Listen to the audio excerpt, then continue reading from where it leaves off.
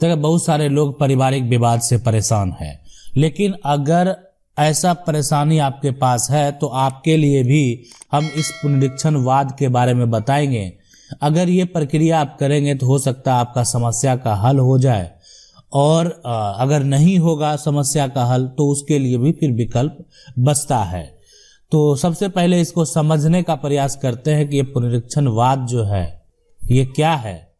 और ये कब जो है किया जाता है, क्यों किया जाता है, किस पे किया जाता है, किस तरीके से किया जाता है, क्या करना होता है इस पुनरीक्षण जो है वाद को करने के लिए। देखिए, बहुत सारे लोगों का जो जमीन है वो दादा परदादा से वो संपत्ति जो है उनको प्राप्त होता है। परदादा के नाम से संपत्ति हुआ,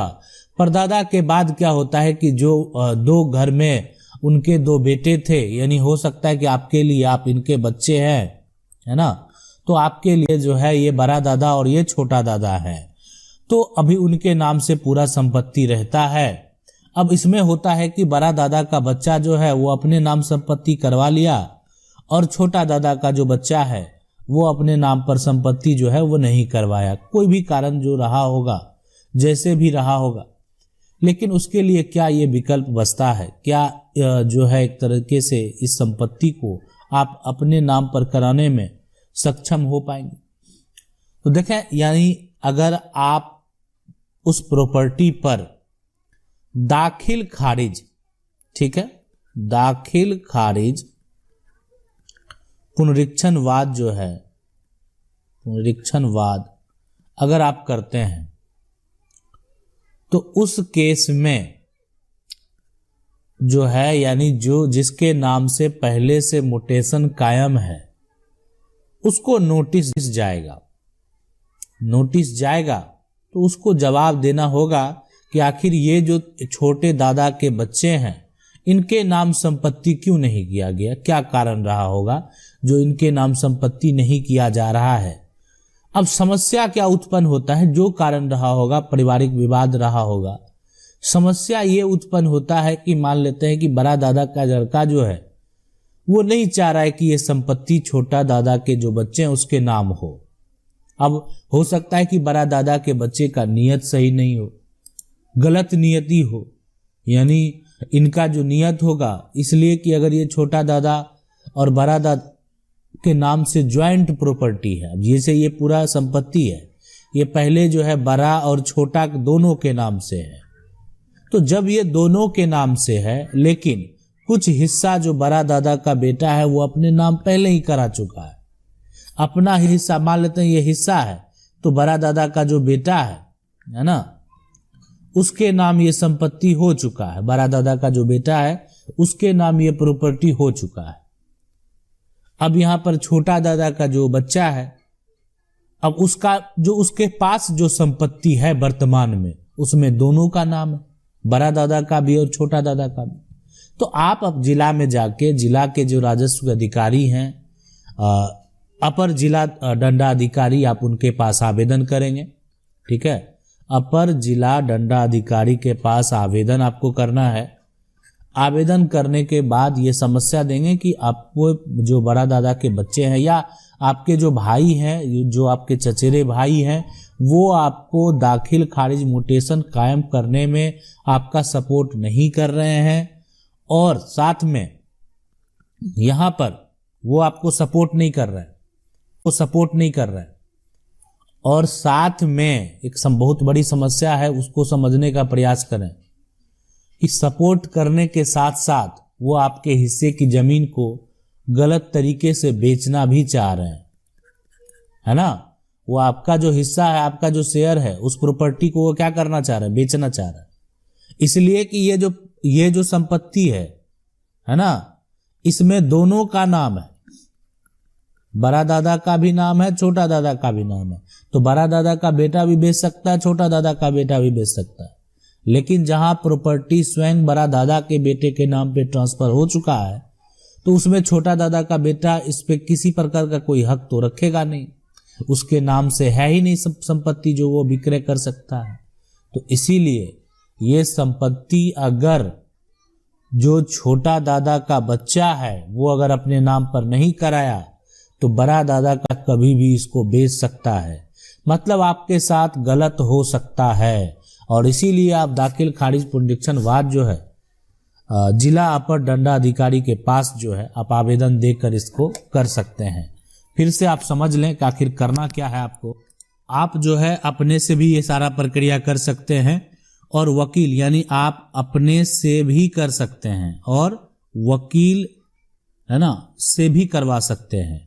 आपको क्या करना है, आवेदन कहाँ देना है ना, बहुत जगह ये आवेदन प्रक्रिया ऑनलाइन भी है, अपर जिला दंडाधिकारी में है ना। ये आपके जिला कार्यालय में आपको क्या करना है, आवेदन करना है और अपना समस्या बताना है कि आपके जमीन का दाखिल खारिज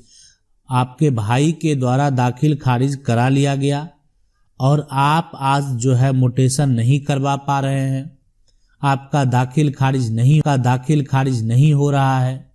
आपका संपत्ति आपके नाम नहीं हो रहा है और भाई जो आपका है वो आपको सपोर्ट नहीं कर रहे हैं। अब सवाल ये उठता है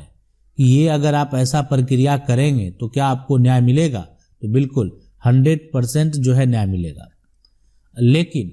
इसमें कुछ कंडीशन है जो नहीं होना चाहिए। आपका मामला जो है किसी भी न्यायालय में लंबित पहले से नहीं होना चाहिए। सिविल कोर्ट में कोई भी मामला उसी जमीन से संबंधित नहीं होना चाहिए। दूसरा, या हाई कोर्ट में नहीं होना चाहिए,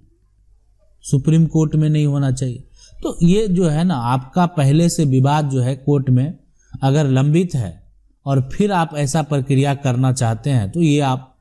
गलत कर रहे हैं, और जो है अगर उसका जानकारी आप छुपा रहे हैं तो सबसे बड़ा गलती कर रहे हैं।